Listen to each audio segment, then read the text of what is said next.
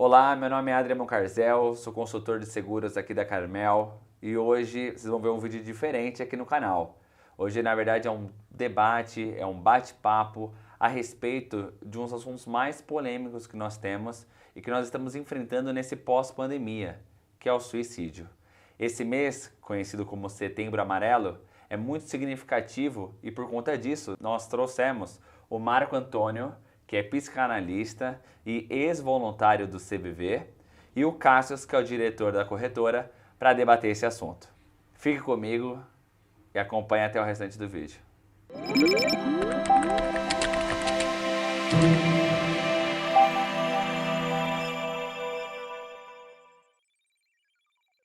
Bom, para a gente iniciar aqui o nosso bate-papo, prazer, Marco, seja bem-vindo. Prazer é meu.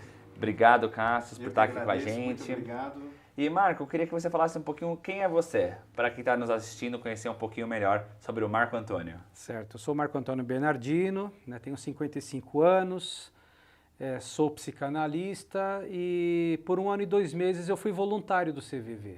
Tive a oportunidade de trabalhar com essa entidade espetacular, pioneira aqui no Brasil, do trabalho de acolhimento e prevenção ao suicídio. Então esse tem sido o meu trabalho nesse contexto de lidar com as pessoas e os problemas humanos. Muito bem. Marco, muitas pessoas estão assistindo a gente não vão entender o que é o CVV, né?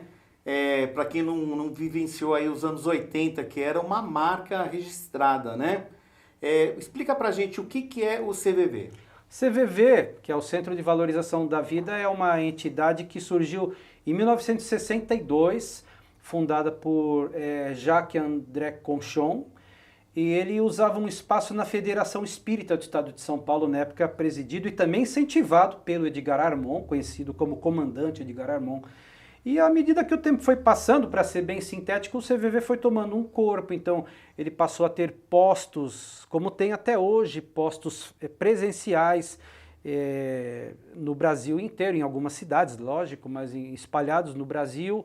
E à medida que a tecnologia foi avançando, nos anos 70, 80, a gente tinha os telefones regionais do CVV, então também passaram a ter voluntários em atendimento telefônico. E atualmente tem esse atendimento via chat e o telefone ainda, mas o voluntário atende da sua casa pelo computador. Muito Certo. bem. Então o CVV o que é? O embrião do Setembro Amarelo? Vamos dizer assim? É que esses meses com as cores, elas são referências a várias questões de saúde. Então você tem, voltado ao câncer, voltado à AIDS e ao câncer de próstata. E Até mesmo o Outubro Rosa, né? Que é voltado ao câncer de Exato, mama, assim. então, eu não diria que o CVV é o embrião disso, porque na verdade cada tipo de doença foram criados meses referência. Sim. Mas assim, eu digo a você que o CVV, pelo trabalho de 60 anos que faz, ele certamente se vinculou muito fortemente ao Setembro Amarelo. E hoje não se fala do Setembro Amarelo sem o CVV. Pode ser que o CVV tenha encampado isso, eu não sei dizer nesse momento. Muito Sim. bem. Mas que ele é muito Tá presente, ele é assim. Ainda mais nesse momento que a gente está passando hoje, onde nós tivemos 2 longos anos de pandemia, acredito que ter o CVV hoje é essencial, né? Como que as pessoas conseguem ter acesso? É um canal, é um telefone, é um e-mail? Basicamente, a pessoa liga para 188, que é um telefone nacional, e ela é atendida. É uma ligação gratuita. Gratuita, anônima, nem aquele que está ligando e nem voluntário vão se identificar, falar de onde são, não se tem o telefone um do outro, é anônimo. Certo? Eu acredito que o sigilo seja ali um dos É a regra princípios. áurea do CVV, Certo. é o sigilo absoluto, porque... Legal. E do outro lado ali, então o interessado ele faz essa ligação para 188, a pessoa que está do outro lado, né? No caso, você que teve uma experiência bem de perto com isso, isso é voluntário? Você tem um estudo que você faz? Existe um treinamento para esse tipo de trabalho? Sim, a pessoa que quer ser voluntária, ela vai passar por uma triagem para ser aprovada, para ver se tem as condições de ser um voluntário. A partir do momento que ela foi aprovada na triagem, ela passa por um treinamento de 9 a 12 semanas. Legal. Após um treinamento que inclui uma parte teórica, ela vai passar por uma fase onde ela vai ser um voluntário supervisionado. Legal. A partir disso, ela passa a ser o voluntário efetivo e aí passa a atender nos dias e horários que a pessoa deseja. Você pode atender um dia por semana por 3 horas, você pode atender 2 dias por 1h30, particionando, né? Em alguns casos você até pode fazer atendimentos extras, mas basicamente é isso. Legal. Muito bem. E qual que é a sua experiência? A sua experiência ouvindo? O ouvir, eu acho que talvez ele seja até a questão mais importante, né? Hoje todo mundo quer falar, todo mundo quer postar, todo mundo quer gravar, mas poucas pessoas querem e sabem ouvir, né? Acho que talvez seja esse uma das lições, né? Que eu queria que você falasse um pouquinho, se pudesse compartilhar com a gente. Eu diria que a ferramenta magna do voluntário do CVV é a escuta. É uma escuta onde você acolhe, você não julga, você não direciona, você não questiona, né? Você escuta. A pessoa, ela vem, vamos colocar de uma maneira figurativa, ela vem com o copo cheio, ela quer esvaziar o copo. Certo. Então, o voluntário, ele é alguém que acolhe aquela pessoa e vai dando condições que ela vá falando mais sobre aquilo que angustia, que incomoda ela. Vai tirando para fora onde a pessoa realmente não tem com quem... Os conteúdos que ela não pode passar para outros, que Muito vão bem. julgar, querer aconselhar, recomendar, fazer média, que hoje fala-se muito da positividade tóxica, né? Quando que, na verdade, as pessoas, da criança até o idoso, eles querem ser escutados. Sim. Entendi. E como que você analisa, por exemplo, hoje essa questão do acesso às redes sociais, no que isso está interferindo, né, nessa parte psicológica das pessoas? A tecnologia, né? Porque quando a gente fala de rede social, nós vamos inevitável e invariavelmente falar de tecnologia. A tecnologia, ela é dual, ela tem suas benesses e seus malefícios. E todo malefício, claro, está associado ao uso excessivo. E uma coisa que eu vejo por experiência própria e observação também, é que muitas redes sociais, elas estimulam um narcisismo das pessoas, estimulam as postagens sem certos critérios, e aí vamos falar particularmente do jovem que tem lá um perfil no Instagram. Ele vai olhar lá a postagem de um amigo e vai ver que ele está comendo uma comida maravilhosa, num lugar maravilhoso, numa festa, onde está um monte de gente muitas vezes conhecido dele, ele não está.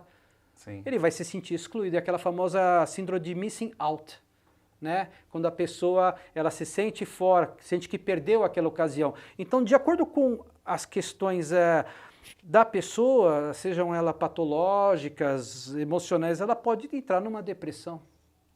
Sim. Muito bem.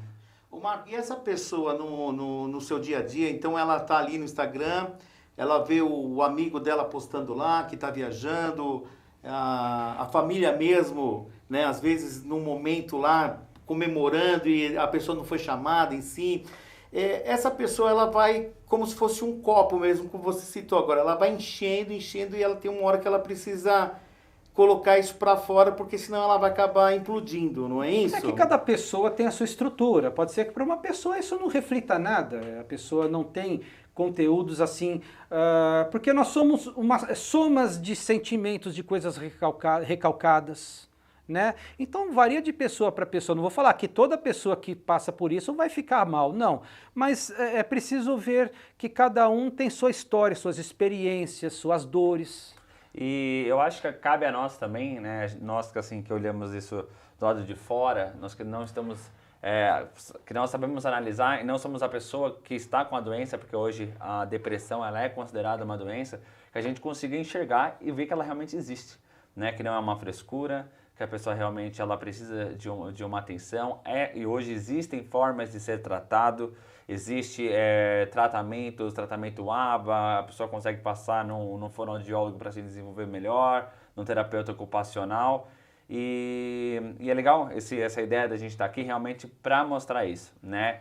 O contexto do plano de saúde também é interessante porque as pessoas que têm plano, elas conseguem fazer esse tratamento, porque isso está no rol da ANS e garante para a pessoa. Hoje a gente está tendo um grande índice de crianças com autismo, por exemplo, e muitos pais não sabem que esse tratamento ele pode ser feito pelo convênio médico. E aí ele consegue passar com o seu filho, consegue fazer o tratamento completo, né? Por isso que realmente é muito importante a gente contextualizar o plano de saúde, essa questão, esse mês, trazer você aqui que é uma pessoa que já trabalhou, né, voluntário no projeto do CVV, trabalha nessa área de psicoanálise. Então, realmente, eu acho que isso é muito legal. Muito bom. Ô, Marco, e nesses anos, 60 anos para cá, houve algum desenvolvimento no tratamento? Por exemplo, vou citar aqui um exemplo, porque eu acredito, imagino não tive esse problema próximo, né? Mas eu imagino que a pessoa esteja lá passando por um momento difícil, um momento de crise, então ela acredita que ela não é capaz, ela não tem incentivo para sair, para fazer alguma atividade, né? Existe alguma... Porque o que acontece é o seguinte, quando uma pessoa está na família nessas condições, a gente logo fala, olha, vai trabalhar, levanta, Sim. faz isso, você pode, né? E eu ouvi que isso vai ao contrário, né? Em vez de ajudar, acaba mesmo prejudicando. Existe uma evolução em 60 anos nesse tipo de tratamento para pessoas? Eu diria para você no âmbito geral, saindo dessa questão do CVV somente, mas o que acontece é que hoje a abordagem dessas questões de depressão e tantas outras patologias que a pessoa possa trazer, ela não é mais uma coisa que deve ser tratada, isso é frescura, não, olha, sai, vai viajar, a pessoa passa por várias situações, perda de um relacionamento, luto, perda de um emprego, qualquer que seja a perda. A pessoa entra numa situação, porque a depressão, você tem a depressão patológica e aquele estado de tristeza que muitas vezes a pessoa fala, estou deprimido.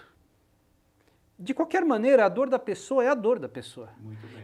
Então, ao longo dos anos, o que tem acontecido é que a abordagem, um olhar para isso tem sido um olhar mais assim, humano, mais empático.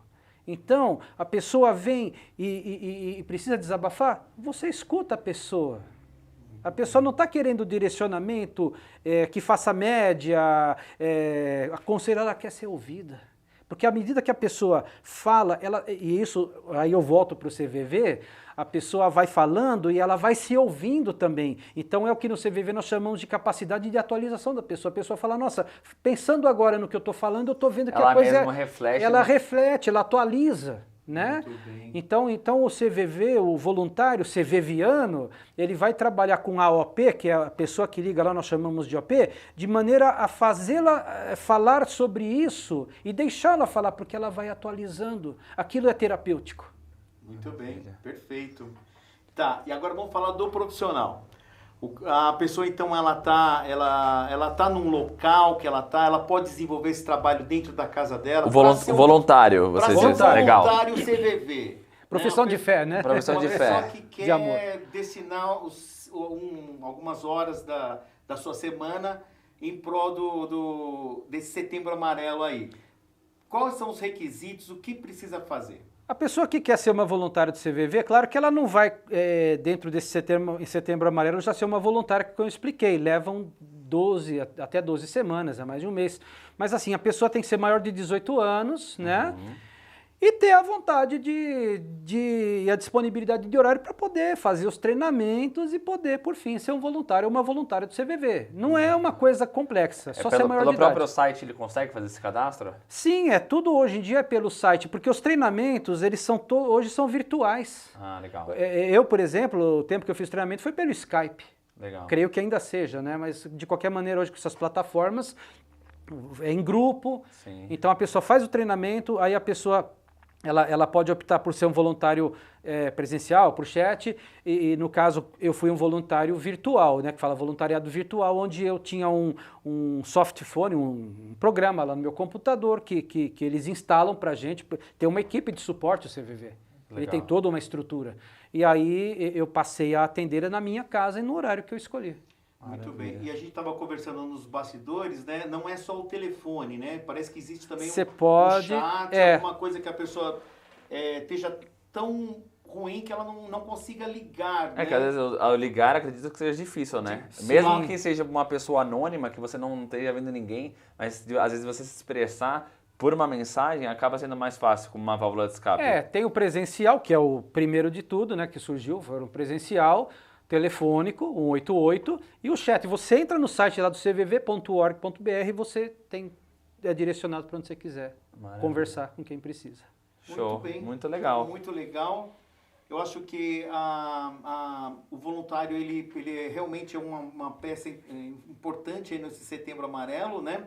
A gente, de alguma forma... Não só no Setembro Amarelo, né? Porque ele funciona o ano inteiro, Todos né? os dias, 365 dias por ano, 24 horas. Legal. Soluções com relação à liberação de sessões para o tratamento terapêutico. Hoje, muitas pessoas estavam esperando, muitas famílias, e há uma nova resolução que saiu em julho agora de 2022, onde os planos não limitam mais a quantidade de sessões, desde que aquele tratamento, né, ele conste no rol da ANS. Então, se ele tiver encaminhamento médico e estiver constando no rol, ele consegue fazer o tratamento completo pelo próprio plano, tá? Marcos, se quiser fazer alguma última consideração. Sim, é importante ter em conta e levar em conta que essa questão de escutar alguém não é restrita aos voluntários do CVV. Eles estão lá, são 2.700 voluntários atendendo 365 dias por ano, 24 horas por dia. Porém, todos nós temos essa capacidade de escutar alguém, escutar, acolher, não julgar, não direcionar, não fazer nenhum tipo de comparação. A dor da pessoa é só ela que sabe o tamanho. Então, eu concito as pessoas neste Setembro Amarelo e todos os dias da vida de cada um, quando alguém precisar ser ouvido, basta ouvir. Seja quem for, a idade, grau de parentesco, se é amigo ou se não é amigo, se puder, escute, acolha, que já está fazendo um grande trabalho, muitas vezes sem saber o tamanho dele. E Cássio, você tem alguma consideração final? Muito bem, eu queria agradecer a presença aqui do Marco, foi bem bacana a sua exposição, agradecer o Adrian pelo Carmel Seguros, o canal da Carmel Seguros, e é isso, sempre que precisar pode contar comigo, estarei à disposição. Maravilha, agradeço e eu estou esperando vocês no nosso próximo vídeo. Até breve!